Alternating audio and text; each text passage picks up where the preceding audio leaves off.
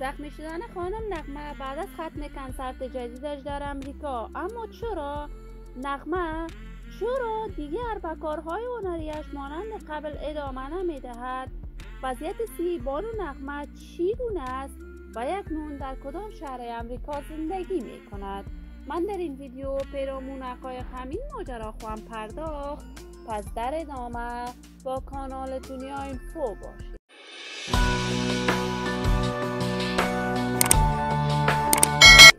سلام و سلامتی نثار هر یک از شما همراهان خوب کانال دنیا اینفو.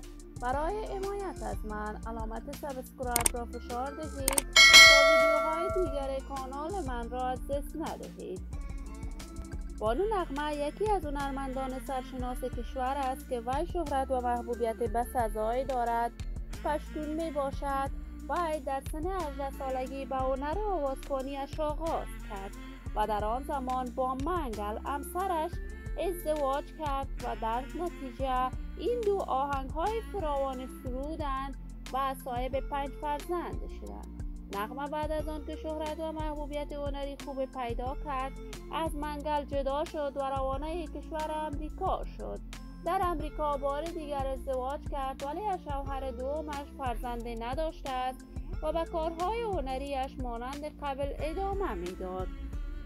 کم نمی شود تصاویر نغمه در صفحات مجازی دست به دست می شود که بانو نغمه در امریکا بعد از ختم یکی از کنسرت‌هایش توسط افراد ناشناسی جراحت برداشته است، اما تاکنون معلوم نیست این کار توسط چه افرادی صورت گرفته است.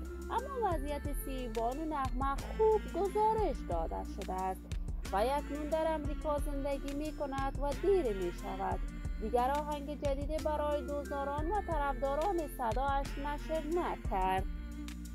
ولی ما آرزوی موفقیت، کامیابی و سعادت برای این بانوی با استعداد و موفق کشور از بارگاه عزت لایزال تمنا داریم و در انتظار نشر تازه ترین آهنگ های بانو نغمه خواهیم بود. دوستان نهایت ارجمند کانال دنیا اینفو، نظریات نیکتان را در بخش کامنت با من شریک بسازید. این ویدیو را با علاقه‌مندان و دوستان بانو نغمه به اشتراک بگذارید. برای دوست شدن با این کانال علامت سابسکرایب را فشار دهید تا ویدیوهای دیگر کانال دنیا اینفو را از دست ندهید. تا درود دیگر تمام شما خوبان را به لای منان سپرده موفق و کامیاب باشید.